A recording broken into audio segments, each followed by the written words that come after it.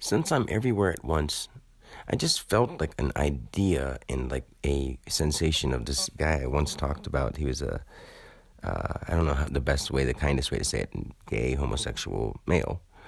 But those are just words to me. Like he was one of the coolest dudes I ever met, because we're saying dudes, speaking of ourselves in that term.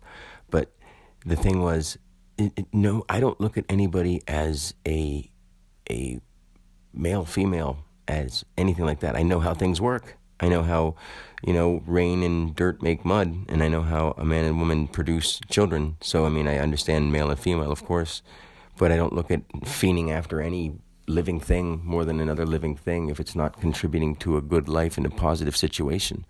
Because it's no one should be bound to do what they just want. But see, when it comes to the case of being homosexual or gay or lesbian or anything like that, if you want to love somebody and you think that because you have a certain part and another person has a certain part that limits you to that other person of that same or non-same sex, you are a million billion little spaces of thought and energy and body and all these things mixed in this thing. We don't want to get too far out of our body and too far into our body and go mutilating it and saying we don't care about our bodies, and we don't want to go too far up and say, oh, we're not our bodies, take me now. And I know these things because I've done them both ways, back and forth, 10 times, billion times each. I'm not joking.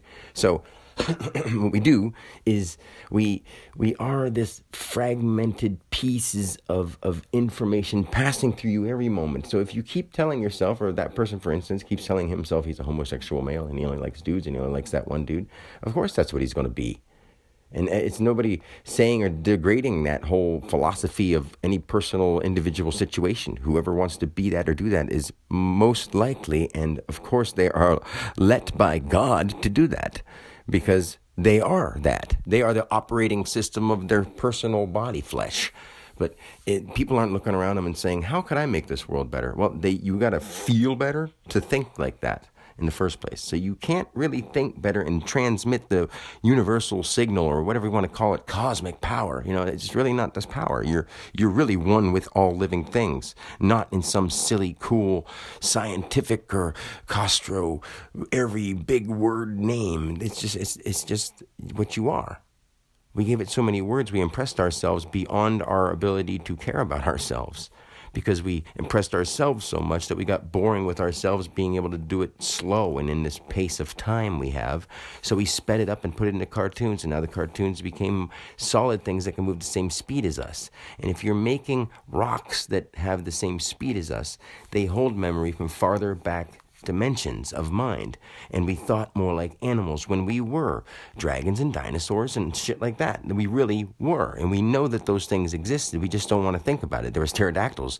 Someone else could call that a dragon in a way, just because it was different and had hair on it instead of a normal pterodactyl that we see, because that's all we found in our bones. That was just other people at that point in time looking, and I know I've been 10,000 foot wide pterodactyls with furry backs and that hung upside down like bats in caves that seemed the size that we would have under a coffee table, but it was 10,000 times that in a microscopic and macroscopic scale. It's the coolest, wildest stuff. Anywhere your mind wants to go, it'll go, but then you learn to keep your mind on where you're at between that physical and spatial place, and you don't put yourself as special or better than anyone.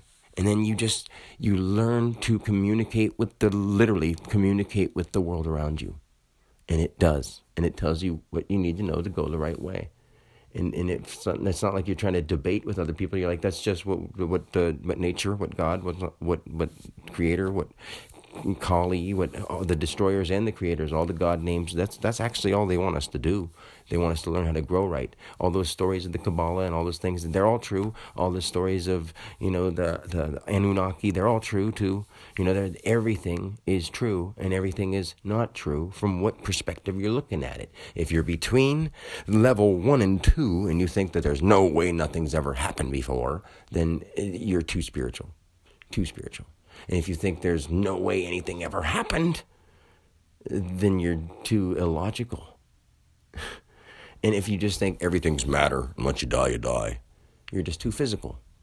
And there's more levels than that, of course, and we can break it all down into words, and we can do it and be impressive. And I'm not trying to be impressive. I want no money. I want nothing but your understanding of who you are and how you make yourself better and heal yourself. Some may take more time because they've toxified themselves more, but your mind is so strong, you can change everything in your world, even though everything in the world around you looks the same for a while. And everything in your world just changed, bam, overnight, in 1 second sometimes.